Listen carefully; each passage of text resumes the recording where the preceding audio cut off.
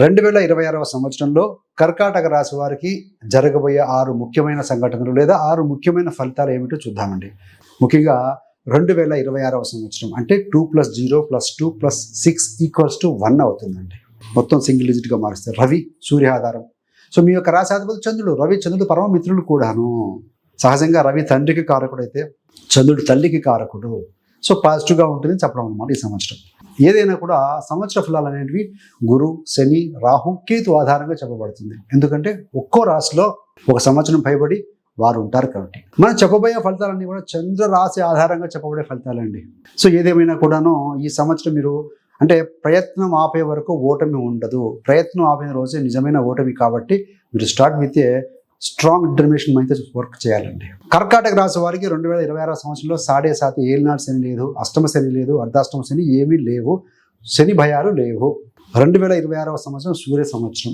రవి ఈ యొక్క రాశి వారికి ద్వితీయం ధన కుటుంబ అధిపతి. సో కాబట్టి ఏంటంటే ప్రభుత్వం, ధనం వీటి మధ్య బలమైన సంబంధం ఏర్పడబోతుందని చెప్పడం సందేశం అండి. ఫస్ట్ పాయింట్ ఏంటంటే విదేశీ ప్రయాణం మరియు ఖర్చుల గురించి సంఘటనలు జరుగుతాయి. మార్చి 11 నుంచి జూన్ 2 మధ్యన గురుడు ప్రస్తుతానికి 12వ స్థానంలో ఉన్నాడు. ఈ యొక్క మిథునంలో మార్చి 11 నుంచి జూన్ 2 వరకు కూడా గురుగ్రహం వక్రగతిని వదిలి ఫార్వర్డ్ మోషన్లో ముందుకు వస్తూ ఉంటాడు. This good position. ఫలితం ఏంటయ్యా అంటే విదేశాల్లో ఉన్న వారికి మంచిది, విదేశాలకు వెళ్ళాలనుకునే వారికి మంచిది, ఎంఎన్సీ మల్టీనేషనల్ కంపెనీలు కావచ్చు, హాస్పిటల్ రంగంలో ఉన్నవారికి, ట్రావెలింగ్ అండ్ టూరిజం రంగాల్లో ఉన్నవారికి this is the best period అని చెప్పవచ్చు. అదేవిధంగా మీ యొక్క జన్మస్థానం నుండి స్వస్థలము లేదా జన్మస్థలానికి దూరంగా పనిచేసే వారికి మంచి అవకాశాలు వస్తాయి అని చెప్పడం ఈ కాన్సెప్ట్ అండి. 2026వ సంవత్సరం ప్రారంభంలో ఖర్చులు ఉంటాయి. 12th హౌస్లో గురుడు ఉన్నారు, కానీ అవి ఎలాంటివంటే వృధా ఖర్చులు మాత్రం కాదండి.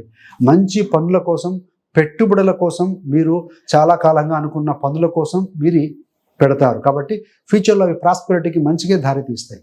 గురుగ్రహం మార్చి 11 నుంచి వక్రగతిని వదిలిన తర్వాత దూర ప్రయాణాలు చేయటం, ఆలస్యమైన ఏమైనా పనులు ఏమైనా ఉంటే కూడా అవన్నీ క్లియర్గా చక్కగా కాన్ఫిడెంట్గా ముందుకు వెళ్తాయని చెప్పవచ్చు. రెండవది ప్రేమ జీవితం చాలా పాజిటివ్గా మారబోతుంది జూన్ 2 తర్వాత. 2026 సంవత్సరం కర్కాటక రాశి వారి ప్రేమ జీవితానికి అద్భుతమైన సంవత్సరం అని చెప్పబడుతుందండి. జూన్ 2 తర్వాత ఈ యొక్క గురుగ్రహం కర్కాటకంలో బలమైన క్షేత్రంలోకి వెళ్ళి 12 సంవత్సరాల తర్వాత 5వ స్థానం మీద దృష్టి పెడుతున్నారు. ప్రేమ స్థానం మీద. 5వ స్థానం అంటే ప్రేమ, హైర్ ఎడ్యుకేషన్, లవ్ ఈ యొక్క మంత్రస్థానం అని చెప్పబడుతుంది. 12 సంవత్సరాలు ఎందుకన్నామంటే గురుడు ఒక రాశిలో ఉంటే తిరిగి ఆ రాశికి రావడానికి మళ్ళీ 12 years పడుతుంది. కాబట్టి కర్కాటకంలో 12 years తర్వాత వచ్చి 5వ స్థానం మీద దృష్టి పెడుతున్నారు, 7వ స్థానం మీద దృష్టి పెడతారు, 9 మీద కూడా పెడతారండి. ఫలితం ఏంటంటే